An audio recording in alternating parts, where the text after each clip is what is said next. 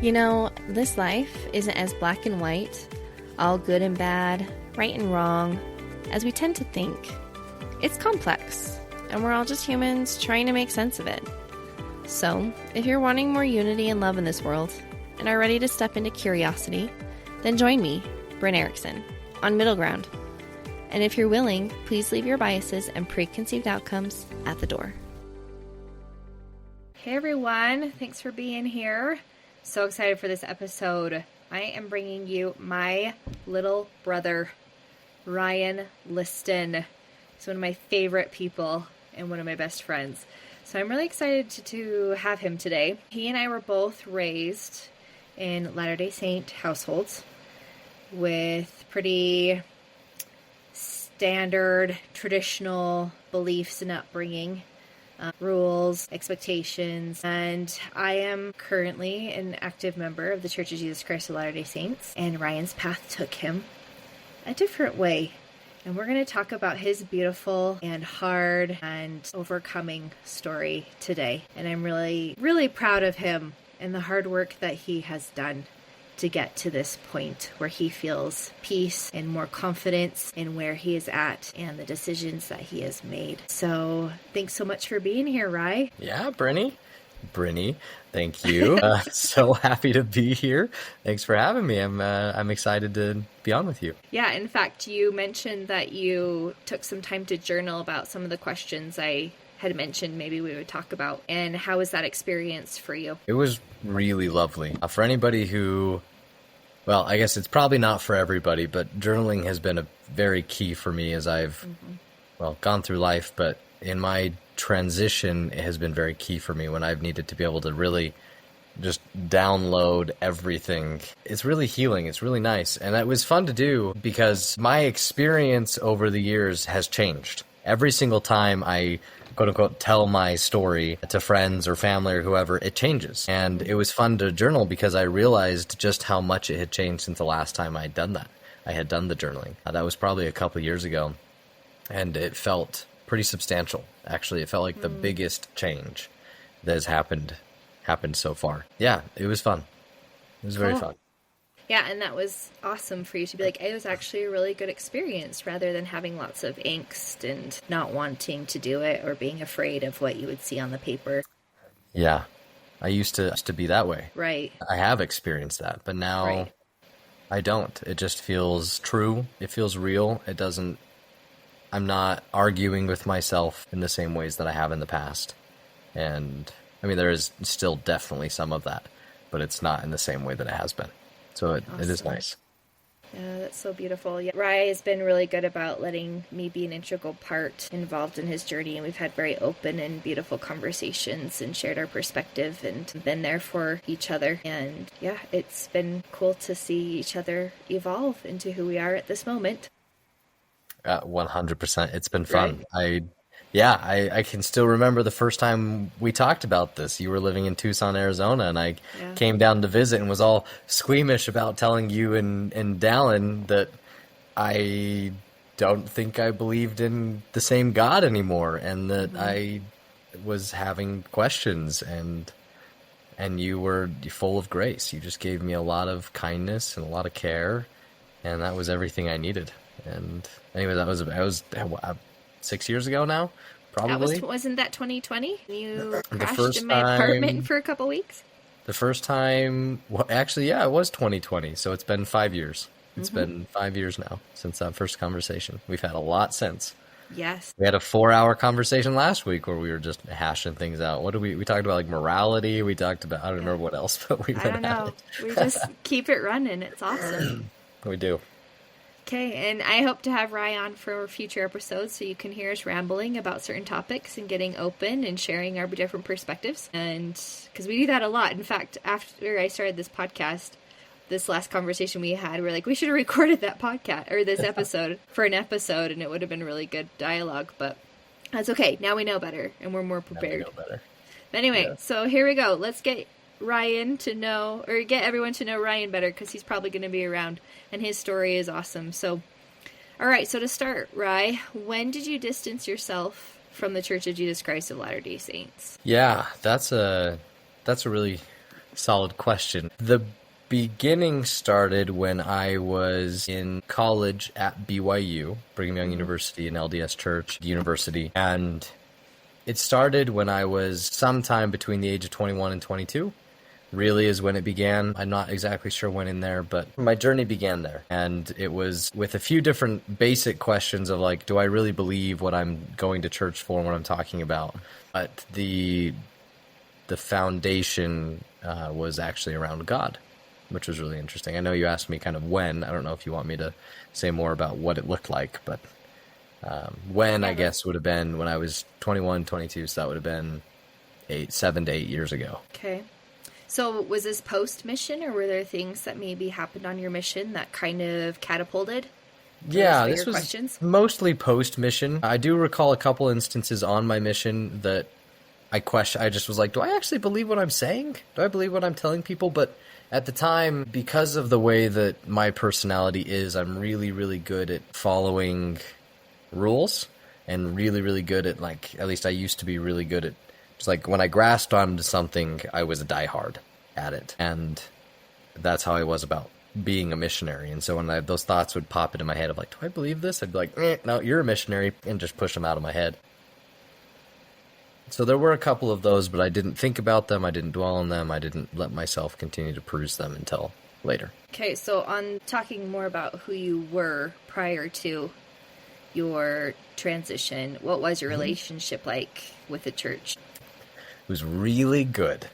It was, I recall, and this may be, this just feels like a very childish and teenager thing to say, but I recall quite a few times in my teens having some different friends point out, and this is like a superfluous comment, but they would be like, Ryan, you're perfect. And I think that the idea behind that, and of course I wasn't, of course anything like that, but teenagers like to compare themselves, and I guess we all do, but it's kind of hyper in those stages.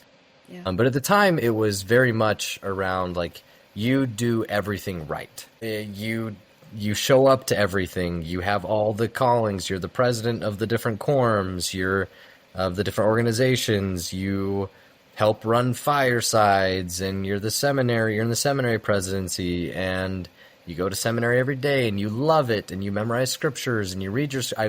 I can count on one hand the number of days I missed reading the scriptures between the age of 14 and like 24. Just didn't happen. I would pray all the time. I would drive in my car and talk to God. I went an entire year in high school without listening to music that I turned on because I felt like the music of my generation, quote unquote, was dirty, and what was on the radio wasn't productive for me trying to get closer to God. And so I went an entire year, first year of me driving actually, where I just didn't even listen to music. I didn't turn on the radio at all through my first year of driving. So yeah, my relationship was really, really good with the LDS Church. I believed. I said I believed. I did it all. I had people's friends' parents be like, Ryan gets this. Ryan really gets it. So there were some really deep things there, and I was committed to it at the time. It made a lot of sense to me having grown up with that messaging, and so it made a lot of sense, and I was all in. My personality was to jump into things if I was going to do them, and I was all in. And yeah, I realized as well, I think one more important thing to me is that I also am somebody who seeks high amounts of external validation. And now that I recognize that in my adulthood, I'm doing a lot to work on that. But I, at the time, found ways to get people's validation. And having grown up in Utah, which of course is the epicenter for Mormonism and the LDS faith, was surrounded by the church. I mean, most of my coaches and my teachers and my friends and their parents and my dentist and just most people were LDS. And so my brain, like latching on to, I'm searching for external validation, found ways to do so. And that generally ended up being essentially that everything pointed back to the LDS Church. Like if you want to be good at school, you're also a good Mormon. If you want to be good in work and like have a productive job or have a good family, all those things come only because you do Mormonism well. And so it became the highest ideal in my head that in order to be good at anything, I needed to be the best Mormon possible. And so it really did become like, it was my identity to be the best Mormon. and not just be a practicer, like somebody who believes in a religion and practices the faith, but that it was an identity level type system for me. I wasn't just somebody who practiced Mormonism. I was a Mormon, which later came back to bite me in the butt a little bit as an adult. But yeah, that was my relationship. Yeah, and it's so interesting. Ryan and I are 7 years apart, so I'm the oldest, and like that's not my experience at all, which is so interesting. Like I remember there was like a scripture reading 15 minutes a day by the prophet President Hinckley, and I like kind of did it, but not really. But when it came down to like at seminary, everyone was putting their names up on the wall that you did the challenge and everything. And I like didn't want to be left out, so I just put my name on a card anyway or whatever. But like I remember like sometimes I did it and sometimes I didn't. And I didn't beat myself up about it. And yeah, but your experience probably would have been like, I have to do this. Oh, absolutely. And I was Right. I was the kid who did it and didn't just read 15 minutes, but read 45 minutes or whatever. Yeah. Yeah, and I definitely listened to all the music I wanted, and that never even crossed my mind that it would distance me from God or anything like that. So it's just so interesting, like same parents, right? Same household. Absolutely. Yep. Obviously, 7 years is quite a big difference. It's almost a decade between us. I was the oldest experimental child. You were the youngest. So there's a lot of factors, and we're totally different people. We are very different people. Yep. So it's just interesting how that is with all those factors. So what led up to your decision to step away from the church then? So now we can get more into the details of kind of like your distancing process. Yeah, so again, it was while I was at BYU. The original experience I had was essentially while reading the Old Testament in the Bible. There's the moment when the Israelites go into the land of Canaan and God is like, I want you to kill all the people here, and because this is the land for you. And I just remember, and that was a piece. Sorry, go ahead. Was it an assignment, or were you just reading? No, I was choosing to read the Old Testament. Yeah, I was just doing it myself. Okay. And I remember getting to that point. There'd been some other points throughout. I can't remember as much. This is like the one that has stuck in my brain. And there were there's just other things. It's like why do good things happen to bad people and why do bad things happen to good people, right? But essentially, I read through that and I just thought, you know what? Everybody is telling me that the God that is in front of me is a God of love. Like, that is the core belief and element and personality and characteristic of this God that is supposed to be my father, right? And is supposed to be everybody's father. And yet, like, that father asked some children to slaughter an entire, like, actually a literal entire population, right? And that to me didn't compute. And then I went on, and of course there's lots of explanations and people have lots of reasonings for it, and I've heard tons, I looked up tons, and at the time none of it made sense to me. I just was not able to place how a loving God can do that. And I mean, there's other things too, right? Again, there's tons of answers for it that people have come up with, but they don't resonate with me. And I get that. But like how people would tell me, like, oh, you lost your retainer as a teenager. You should pray and ask God, and God will help you find your retainer. And then there's other people who are living in war-torn countries and people who get raped and people, like, it just, those two things didn't make sense to me. I was like, how is there a God who can care about where my lost retainer is and also lets people get raped? And it just made no sense to me at all. I couldn't, and I actually still can't quite figure. Well, I should say that how is there a God whose main characteristic that is love, who can have those things happening, right? Like a God who personifies love, how is that possible? And who cares about me individually and supposed to help me individually, but these types of things happen to other people. Anyways, that's where it began, and from there, I just had tons and tons of questions. I mean, I questioned Jesus as a savior. I can probably name dozens of things at this point, and had thoughts around them. And I wasn't sincerely feeling terrible emotion in the beginning.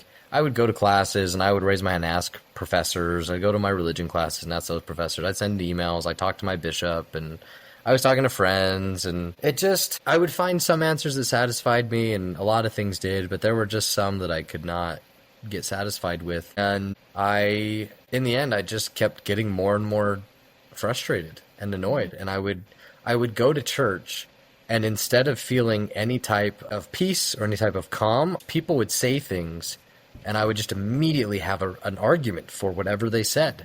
And I couldn't stop it. And it was I had that experience for about a year and a half.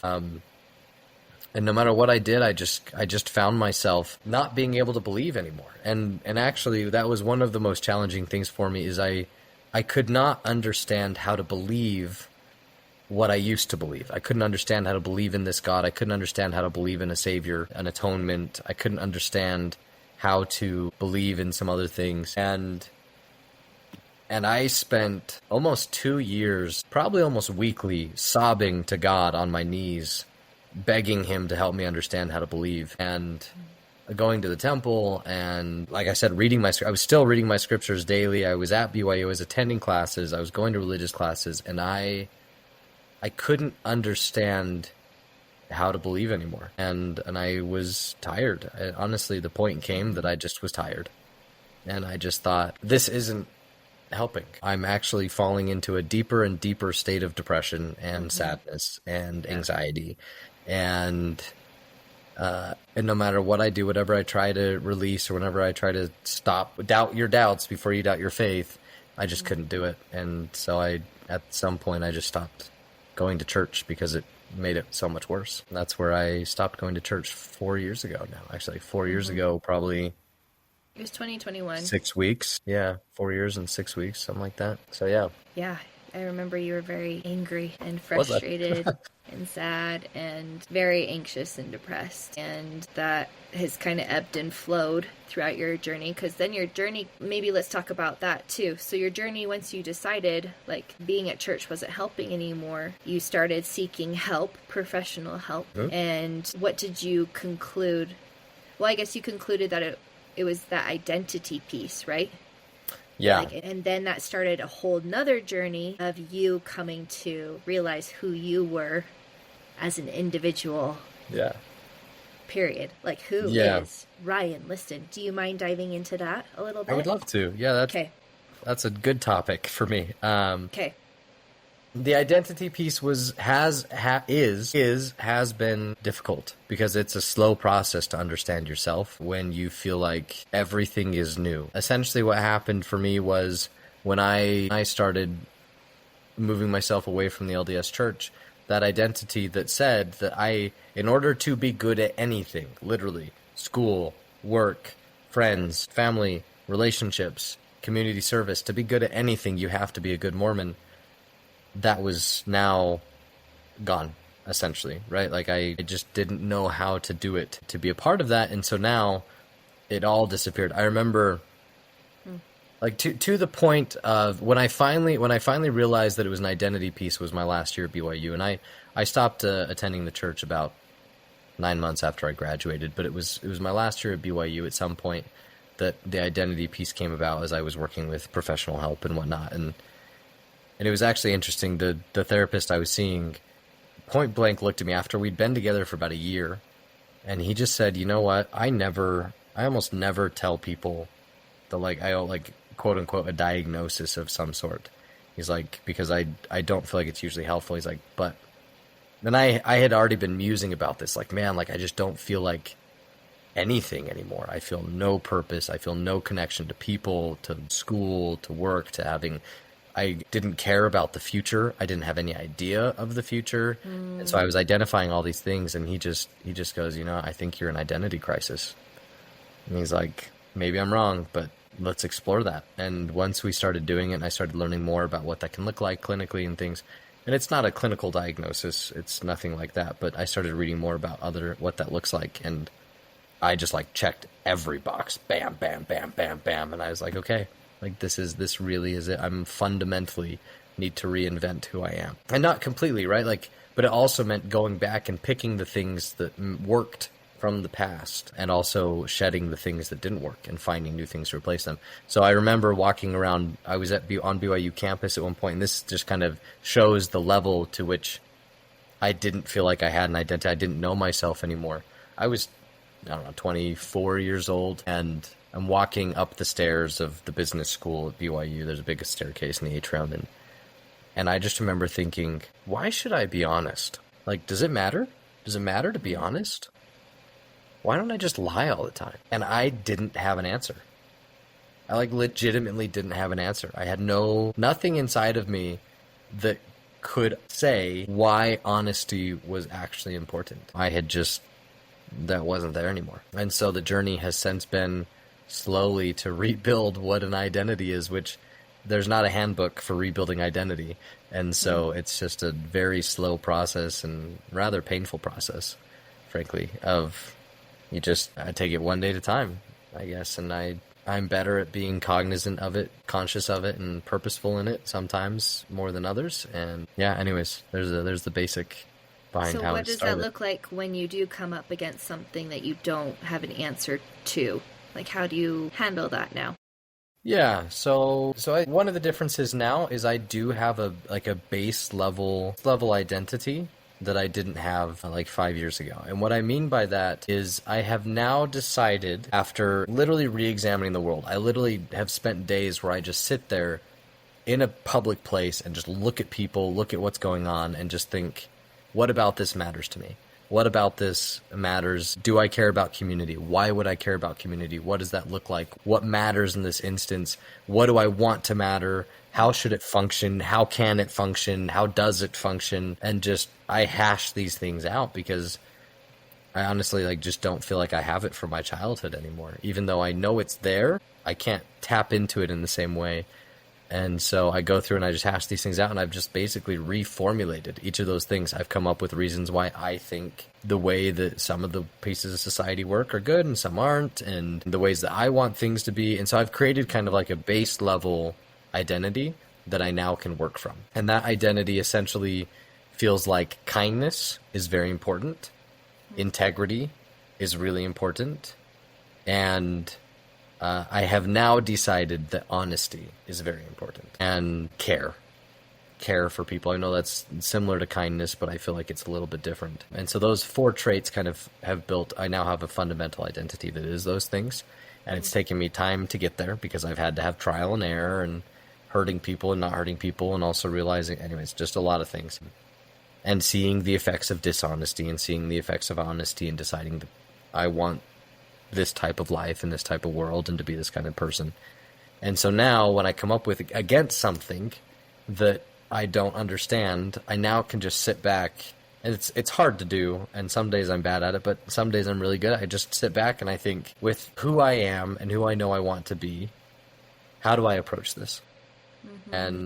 And some days that's really easy and some days that's really hard, but it is a really lovely way to be able to approach the world. And important for me, it's full of choice. And so that is really cool and really lovely. But that's not incredibly descriptive, but that's a high level of how it happens. Yeah, that was awesome. No, I love how you mentioned that basically you had to discover what your values are, right? You had to figure out what guides you in your decisions and in who you want to be. Yeah.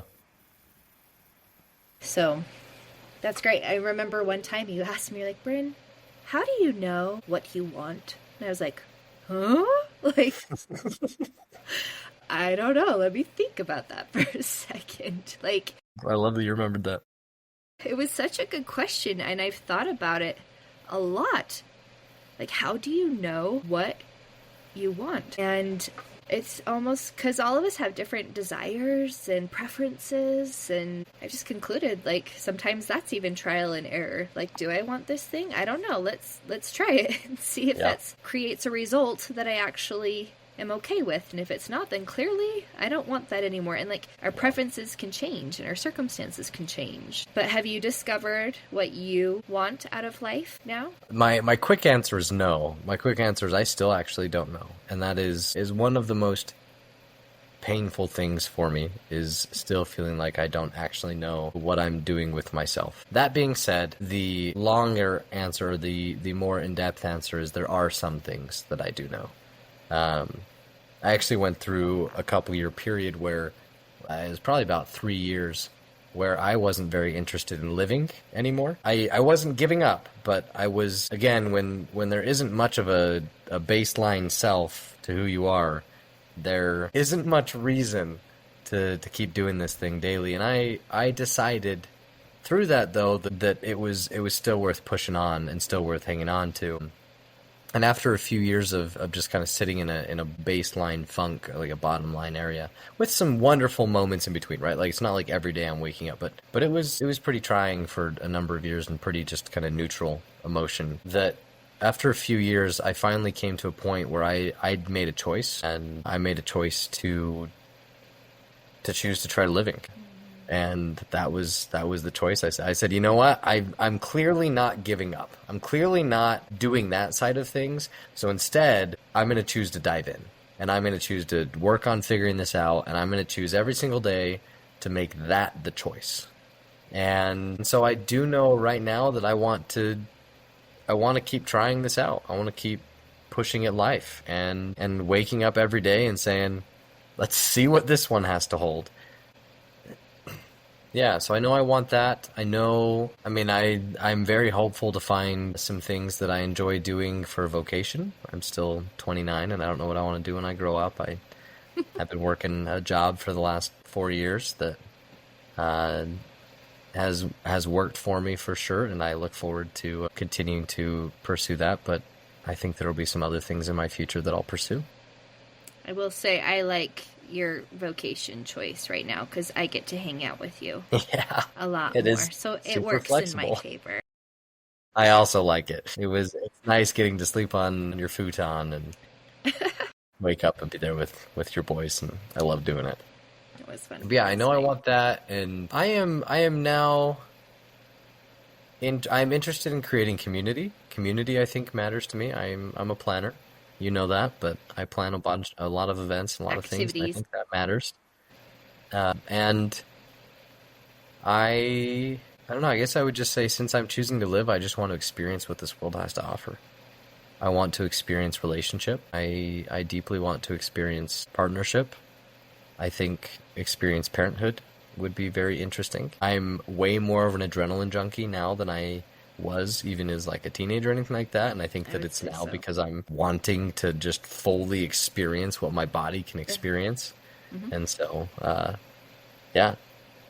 those are I want to deepen my relationship with myself and the universe around me.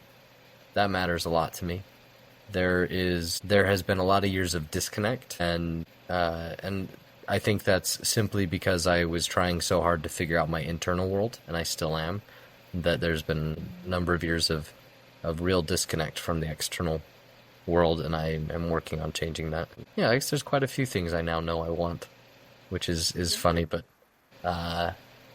very few. They're all very broad, I guess I could say. I don't have very many specifics that I know what I want, but I have a lot of broads that I know. But what's nice about broad, is then to tackle a broad, you have to take it back in steps and be like, okay, well, if I want to deepen relationships, what's my first step in doing that? So it's something that you can work on forever. Yeah, that's true. Because it is so broad, and there's so many areas of relationship. Like, that's one huge umbrella. Yeah. And all the little raindrops that come off of the umbrella that you get to catch, analogy. Yeah, that's a nice Do you think analogy. Working on your inner self was essential, though, to acknowledge your outer world? Oh, 1,000%. Yeah, so you wouldn't do it another way. You feel like that was the work it wasn't possible any other way. Especially for somebody who seeks so much external validation. I think it would have continued a cycle of needing other people forever. Okay. And now I'm way more aware of that, and I'm already on the path to building more self-love and more self-power, and that doesn't mean I'm trying to not need other people. I think there's some people who preach a life of like, you should just completely only be able to take care of yourself and never need other people. I think that there's something to that, while also I feel pretty strongly about community and the power of relationships, and the power of getting help, and how that feeds feeds us and feeds our emotions and feeds our minds. And anyways, yeah, I think that relationships are important, but I do think that the internal work has been and is very necessary. It's work worth doing. It's work worth doing. Yeah. It's hard and it's slow, it is generally, hard. but it is worth doing. I think so. I agree with you. I keep hoping I'll make it to the end somehow, right? Like I'll get there, the mythical there. And I've fortunately, as somebody who grew up in a system that said like do X, Y, and Z, and you will make it there, right? Which in that system was heaven or the celestial kingdom. It was very easy to always be able to actually do that. It was very easy to say, okay, well, if I do read my scriptures, go to the temple, marry somebody at the temple, like whatever all these things are, and there ends up actually being a rather substantial list, that if I do this, then I already know I'm good. I've made it. Well, as soon as you step outside of that, there isn't that anymore, and there isn't a there to make it to at this point. And so now I'm having to create a relationship with uncertainty that I didn't have to before, because everything is very certain within a faith that explains to you a path. Well, now that I don't have that, I'm essentially charting my own path, and that path is unknown every single day.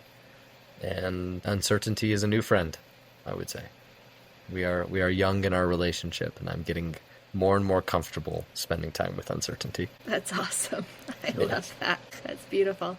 Okay, so what do you believe now in a spiritual sense? So, like God, Holy Ghost, Jesus Christ, what have you decided? Spirit, like that guiding, inner guidance. What have you concluded? Or where are you at now? My favorite thing to say, and I mean, I understand that this in itself is like an oxymoron, but I say that I am skeptically agnostic. And what I mean by that, and most people would say that I'm just an agnostic, and that's fine. But I am essentially, I feel as strongly that there could be a God as I do that there could not be a God. Some days I lean more towards one side, and some days I lean more towards the other. But I am comfortably walking a middle ground right now between those two of just, I really don't know. I just really don't know. And I don't have the ability to prove either. And so I'm comfortable not needing to prove that. I'm actually I'm actually pretty comfortable where I'm at, which is amazing because it's been a lot of years since that's been the case, but I'm pretty comfortable essentially just saying that I don't know. And I don't need to know. The path I'm trying to follow is one that doesn't need to know. It's one that chooses choice and chooses belief in goodness as kind of like the core tenet, and that totally might change. But yeah, right now, as far as God goes, I don't really know. As far as Jesus goes, I don't even know if Jesus existed. I've done plenty of research on it, and I'm not convinced, but I think that Jesus was a good person, and I think that Jesus set an example that is worth following. And frankly, if you are somebody who believes in an atonement, a savior, somebody who can be there with you in your times of struggle and actually understands your struggles personally, and you truly believe that, that is wildly powerful. That is super cool. I don't know how to believe in that, and so I don't, but I think it's a beautiful belief for people.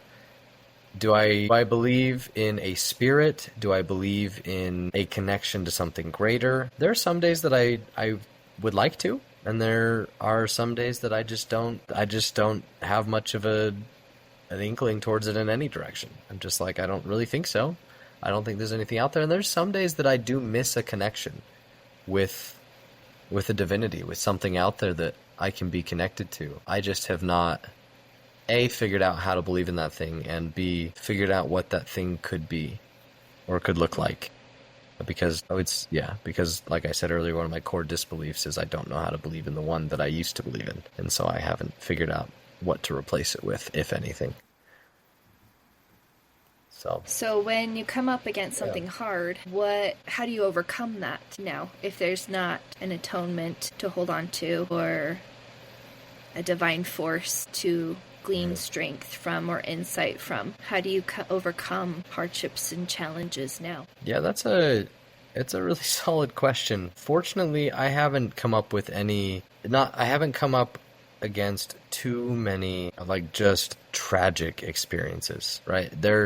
I haven't had a close family member pass. I haven't had serious health issues or had somebody near me have major health issues. Like there have been, and I acknowledge all of those things, and I acknowledge that where I am might be different if I have had those experiences. But when I come up against hard times, because when I come up to things that really try my emotions and try my experience, in the beginning, I didn't have a good way of dealing with them. Actually, the very first time I came up against some really hard emotions, I just didn't know what to do. I had physical panic attacks. I felt bodily physical pain based on my emotions, which is a crazy experience to have. And I feel with and for anybody who experiences that regularly or has experienced it. Yeah, in the beginning, I didn't, and I needed to separate myself, and I needed to. So what I did in most situations was I kind of changed my situation. I got myself out, meaning I generally moved, and that's not because it was around roommates or anything. I just needed a new situation, a new space, to let new experiences unfold and just be able to sit and let time pass. And for me, that was the most helpful in the beginning.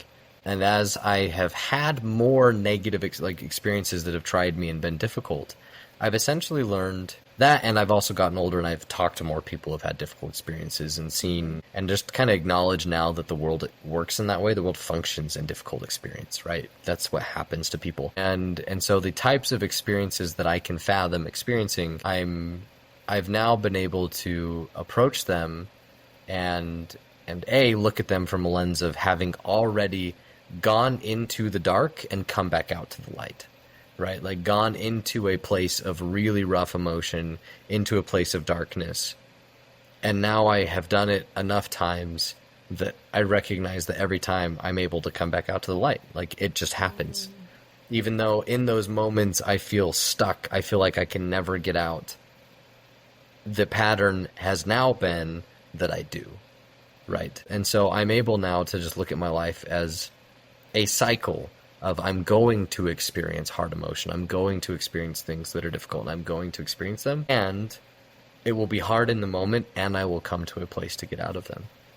So I would say more than anything, instead of leaning on an external source, which I do, I talk to friends, I fortunately have a really wonderful support system of people who are willing to help me out. I mean, I come up to you all the time, and I sleep on your futon, and I wake up and I'm there with my nephews, and there's no more joy in the world than having a little 3-year-old run down and go, Rai, and just give you a big hug, right? There's nothing that can help in the darkness more than that. But so anyway, I guess I lean on external sources, but instead of their friends and family, instead of a divine source.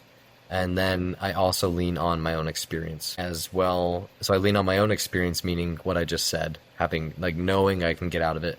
And now I also just have more tools. I've gone to enough therapy, and I've practiced this. I've come in and out of hard times enough that I have sources to help me come out and to work on them and to work on myself. And yeah, and I guess I look at the world as well and see how many people have lived and have had family pass or have gone through hard things, and they also come to a place of finding joy. So I also hold on to that idea that sadness doesn't have to be the base emotion or anger or fear, because there's lots of people who have gone through hard things and have come to a place of peace or happiness.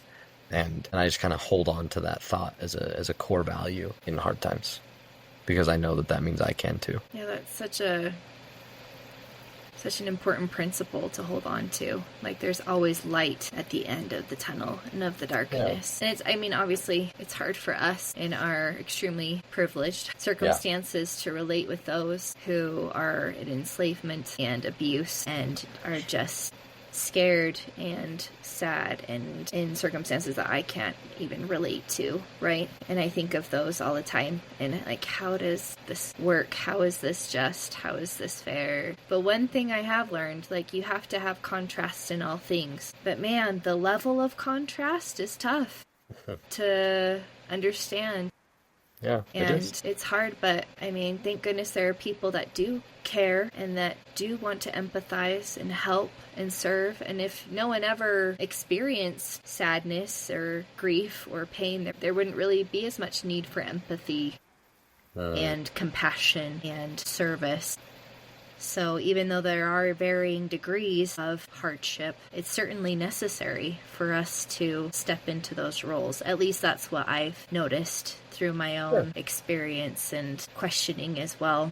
But yeah, I mean, that's totally fair. I feel like I probably have quite a few thoughts on that maybe aren't in the scope of this recording, but I do think it is pretty wild to see the drastic differences that people's lives experience. People within their lives experience. It is shocking, and it is beautiful both to see people who are reaching out, people who try to how to create change, people who try to help, people who serve, and it is painful to see people who are experiencing hard things. Yeah, and they can't escape it fast enough, if ever. Yeah, if ever. And that's an experience that, like you said, you and I've never experienced. I don't know it. I don't know how to know it. And of course, I'm grateful that there are things that I haven't experienced while also trying to understand so that we can help be the change. Yeah. Well, thanks, Ry. That was kind of a tangent, but definitely hold space for those that are in need way more than you and I are, huh? For sure. So, just a couple more questions. What has been helpful to you? I know that we kind of talked a little bit about that, but is there anything else that you want to expand on that's been helpful for you as you've gone through this experience? 100%. Okay. A few different things. I think I want to point out a couple resources that I find really useful. If those listening to this are interested in connecting with people, being able to have better dialogue and potentially understanding thought processes of loved ones or friends, or just want to be able to better serve those in their community who might be asking questions or needing some support, there is a wonderful podcast out there called the Faith Matters podcast. Faith Matters is full of conversations and interesting topics of people who have gone through and I mean, they run the gambit of the questions and the comments and the ways they believe differently. They're able to have different kinds of thoughts. And I believe that, Bryn, you'll be also bringing on people onto your podcast who will be having similar conversations, which I'm very excited about. But Faith Matters has been very helpful for me. They also hold a conference every year in Utah that is really, really great. It's a 2-day conference, and I do recommend that. Me too. There is one of the things, I guess, journaling. I do recommend journaling. I recommend it as a practice for people. I also recommend therapy. I highly recommend therapy. I do recommend therapy. I recommend it as a tool for learning how to understand the things that your mind is doing, whether it's questioning, whether it is coming up against a family member who is questioning and not being able to find empathy or perspective there, or if you are somebody who's questioning and not being able to find empathy for your family who seem to not feel empathy towards you. That is also a helpful thing. And also just understanding yourself is very important. The other thing that was really helpful for me, and there's actually plenty of podcasts out there to talk about this. I know Faith Matters has covered it a couple times, is our stages of adult development. But specifically, there's a man with the last name of Fowler who created the stages of faith. Essentially, I'll just give a super quick brief. There's research out there that essentially outlines the way that adults develop. We all know that kids basically develop in a very structured way. Right. But adults have lots of ways in which they can develop, but there are some pretty defined stages that adults can go through and may go through periodically through their lives, and the difference between adults and children is that adults might come into one stage and partially go back, and it's not a back, but partially be in another stage and then move into another one, and they might be in multiple at a time. Anyways, there's this really cool research on it, but one man named Fowler took that same principle and applied it to stages of faith, and essentially said that people will go through these stages, and it helped me so much to learn about that. Because for me, again, as an external validation seeker, it helped me recognize that I wasn't alone and I wasn't abnormal. And it also helped me recognize that where my journey takes me doesn't have to look a certain way, right? It doesn't have to look any way. Like, there is no prescription to how a journey will look, other than if people move through the stages of faith, they generally go from a black into adult, I'll start talking about adulthood, like teenager year to adulthood, from a black and white thinking of full belief to the opposite side of a black and white thinking of no belief, right? And it's like, okay, well, if God exists, and then it's okay, then God can't exist. Like if God doesn't exist, if not God existing, then God has to not exist, right? Mm-hmm. It's just like the straight black and white, which I pretty much did, right? Like that was my original journey, to then essentially people come out of it and enter into a gray area. If they move into different parts of different stages, and they come into a gray area where they then now start to kind of create their own experience, because they recognize that it's not black and white. It's not any one specific thing, and they have a chance to see things differently. And then another book I recommend to most people, if I ever have friends that talk to me, I recommend to them Navigating Mormon Faith Transition, or Mormon Faith Crisis by Thomas McConkie. And he essentially takes these same stages of faith and applies them directly to the LDS faith, and does it in a very, very well thought out, well integrated way, where he talks both to people who are on a journey of faith transition and to the loved ones or generic people, anybody who is not on transition but would like to understand better people who are, and what they might be experiencing and where their brain is. And that book, I felt like saw into my soul. I felt like he just called me out time and time again. And so it just helped me learn. It helped me see a new perspective of, hey, I am developing in these certain ways. And I could see myself doing it as I read through these pages. And I saw myself also moving to new stages. And just I could literally visually see my brain and the way my brain worked changing, moving in these directions. And that was really helpful for me to understand what these different things could look like. And anyways, those are some recommendations I give people. The other thing I say is give yourself empathy, give yourself compassion. Time helps, and unfortunately, you have to live through time for it to help. And so that sucks today, but give it some time, and there's a really good chance that you'll have a new outcome in the future. And so give yourself some compassion. Yeah, you don't have to set an end date of when to accomplish this goal. It's not absolutely not going to happen. It just is it's a process. It's a lifelong process. Yeah, it really is. Unfortunately, some days I feel unfortunate, some days I'm excited about it, but it is a lifelong process. Yeah, and in the thick of it, it's not fun. No. Like, it's so heavy and hard, and you just don't. It's like I don't want to do this anymore. Yeah, there are definitely those days. And then there are some days when it just feels exciting. It feels like there is a change. It feels like you are growing, and you are finding new things, and you are building an internal strategy or identity that is you. Yeah. And that's really cool. And a belief system, a structure. Yeah. Yeah, the whole foundation isn't set by the time you're 18. What? Figure, we're meant to continue to grow and evolve and progress, and it's just this lifelong endeavor. Yeah, absolutely. The whole point is to not be the person that you were yesterday, right? Yep. So it's good stuff. And I totally agree with all of those awesome resources. They've been very helpful for me too. So I'll have to link those in the show notes.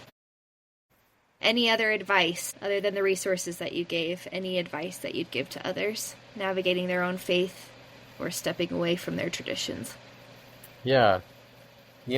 Something that has been important to me, and what I want to say is let your experience happen. And what I mean by that is your experience is going to look like your experience. I chose not to be angry.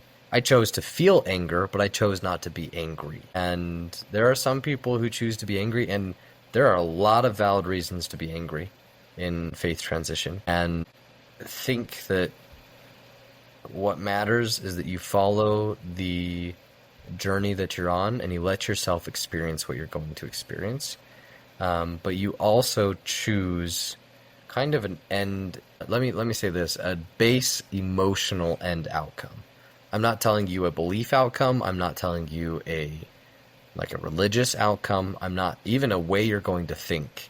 But I would say that to instead choose that on the other side you're going to be peaceful and loving and caring. Well, at least that's coming from me. Take that for what it's worth. But my recommendation and my advice is to let yourself experience what you're going to experience and choose to end up in a way that really works for you and the community you want to be a part of it. And I get that that's going to look very different for a lot of people, and I'm trying to not use specific words, specific descriptive words, because I don't want anybody to feel like they need to have it look a certain way. But I generally ascribe to, like I said, care, and then also helping people, and the most peace and happiness we can find in this life while doing the least amount of harm. And so that generally looks a certain way and asks of us to find ways to be compassionate and to find commonalities and to be able to listen to each other even when we feel like we have differences, and to not let differences be the defining factor between us, but to let love be the defining factor. And I get that there's tons of different opinions, and I get that there's tons of ways to view the world, and I get that there's lots of people whose opinions are painful, and I feel that. I even feel that myself. But anyways, that would be my recommendation. Thanks, Ray. You summed up my whole mission with this podcast, beautifully. So thank you for that. Yeah, absolutely. And for your advice, your wisdom, your vulnerability. I'm sure this will resonate with at least one person. So thank you for your time. You're awesome, Ray. Of course. Yeah, thank you for having me, Brittany. I appreciate the time. It's fun to get to share this story. It's fun to have watched it change over the years, and it's also fun to know that it will continue to change. I bet if you and I have this same conversation in even 2 or 3 years, I will be saying different things, because I've learned that this journey isn't static. And so there is no end. There is no thing to achieve. But yeah, I really appreciate the time. Thanks for having me. You're welcome. Before you go, if this episode resonated with you, or perhaps someone came to mind that you could share it with, if you wouldn't mind sharing, that would be amazing. Or you can leave a review or follow the Middle Ground podcast. All of these things will help the algorithm, because that is a real thing, allow people to find my podcasting community so much easier, and is essential for the growth of this podcast, and I would appreciate it so much. So remember, stay curious, spread love, and I hope you have an amazing day, evening, wherever you are, whatever you are doing.